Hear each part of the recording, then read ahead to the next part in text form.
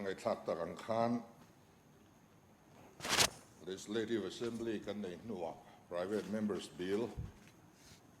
elaya alo lu hoi thum na chau alani amasa pani kha group leader kan nei hun laya imani group member te ranti ve ani voin ni ami po hi kan member te singa mi na ron tho ani le bangin chuanom ka tia bil nei tu ne na lom thu ka soi ani the drivers te hi kan fiat angin kan nei le bar tur zong song min phur sak tu ania damlo an pura liam an pura shikai an pura ruang an pura man la revak lo khan ke ma ni bial ser chi pa pe ki chuan kan covid shikai phur tu kha dam lo thak maya driver kha kan muzolova tlom ngai turin thalai tenen mi pakhat kan muwa lo ka pek saka tiang chuan PPE te pok du hunai thak tur nei lo khop manga om chungin nun nari stak zet zetin heng kan ripui te po hian kan rin roll chu kan driver te an ni tin tlom ngai na konga hian kan mizo culture him na konga hian ZDU ina contribution anga je hi kan hai lovin ka ringa ton ma kha chuanin kal konga chiat to lom selangin kan in tlan pel ngai mi lova motor chiat point anin siam puya kati hun lai te ka chuan tun lai engine anga changkang ne lawa hanti nok noka thiam deuh te na hanti kal le thei chi te po khalo ni chiat ni that nia kan drivers association zinga alarber ZDU kan ti te na tom ngai na an von nun na sajia te teng hil rual ni in ka shelova chuti laia chuan har san na chi sang an to ka kan taxi drivers te po chung kwain tang khat lian zon nan ten lo manga ti chuan an motor dam hun alo rala taxi permit renew le an sum dona an ei zon na chung kwa an lo lu ve to na chun zom an han tuma henga renew kan han phal saklat lo mai te an permit ama mo ngoi tu le chung ko chom na mang tu ta kan han ti thi saka partia kan campaigners te kan du zom kan han pe an ma mo le lo an har shal le mai ang te heng te hi apoi hian ka ria tu na ya te po tru huila thi huila ti chung changa ma mo ai tam in pek bel au man shal zur kan sheve kan yangi voina kan soi hi chu ei zon na mang tak drivers te chung chang kan soi ni an ni hian ang tikang an pension huna te pension an lak thei dan omem health care te po hi tu na om dan pa ngai ringot varin chan lo yan an mani pual a san pain an nei ve dan omem tiangin liam tuak thei an nia high risk ami an nia kan frontline worker an ni tan chuan chu bang chuanin liam an tok na te nun na chan na te insurance pek thei aniem chung chu han bua sai sakila an nu pui fanau te po tu na e thamong zokin ei zon na dang ot lovin an lo om ve theyanga tin an working hours te po kan in sordan anasem ema pu ta thin tiur ruala bangro na tu a local to su ti mai thei ania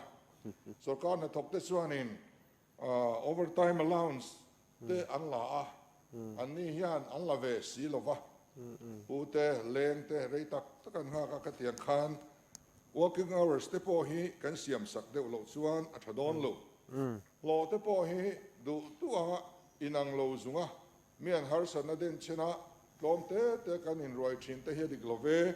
I rut rual deuh tiang minimum wages atang hian om tok rules lamin ron take care sala siam sak ne vero se han ti te hi a tha tin welfare fund te po kha kan han soi har sa karin danin heta hemi noya in register tour driver te khani registration kumtin cheng san dia malo peta se anna hau lovani kum khada cheng san I choi kha tu na hian drivers khi private members private drivers kan ti hi sing khan le sanga borvel a chia chuan chut thei har sa ma ro chu chu ni riat ania cheng zan ni lo tho se kum khata noi som thum atling ani ten an ma ni ruai tu te kha he ngai chuan an lo tlem dewanga sim khata po lo ngai taila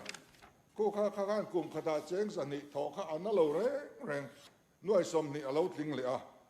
sarkar in noi som ngai do ve se tinen khan ti chuan noi za alonia ne noi za soi po hin nuam vak lo tun lai chu ri ruai hian til da ve lo lu thina kha recurring expenditures ni maya driver ni toina driver in kum khatsu a lo tur zan ni apek kha analo arwai tu in kum khata zan ni apek kha ana lo ai tampo ni thenga corpus fan la hi voi khata pek ani maya kum ti da pek tur ani to lo wa hetiang ani la hian kan ruling lampang te antum berchu he bill soi chiat le no ani ti kha tu soi tu zong zong I'm telling you, man, you haven't seen. copy ani tentia min he bill soi chiat le no ani ti kha tu soi tu zong zong a khan a chianga copy ani tentia municipal act kan pass don khan kan copy ani kan ti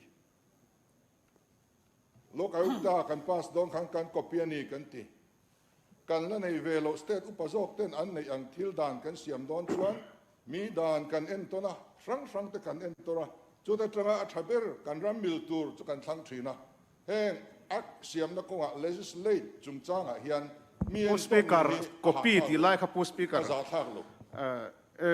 mi mal na copy le sarkar na copy kha chu dang de ni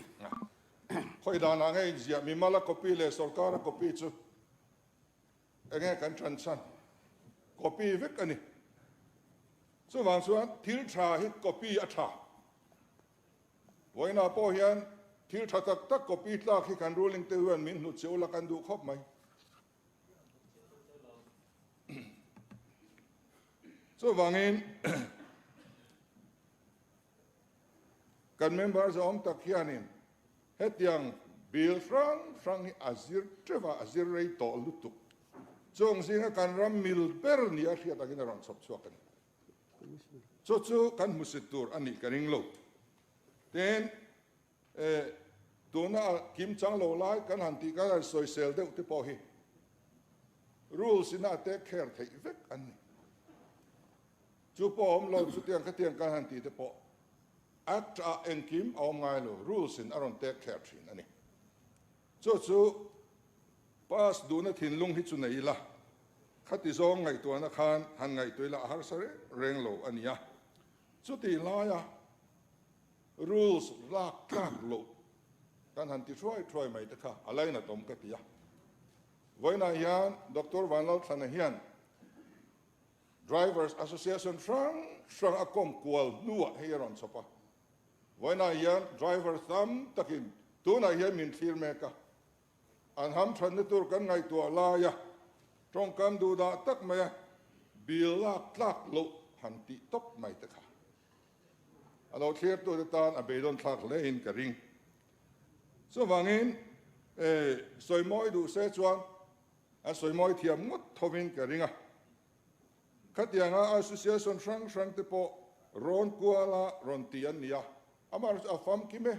kati hau lo fel lo lai omang an soi tam ta kha ka pom heng hi chu amen menin ala ti thei zela so wangin pu speaker billa clark lo ti kha member tu nge soi o kan deputy chief hui pin soi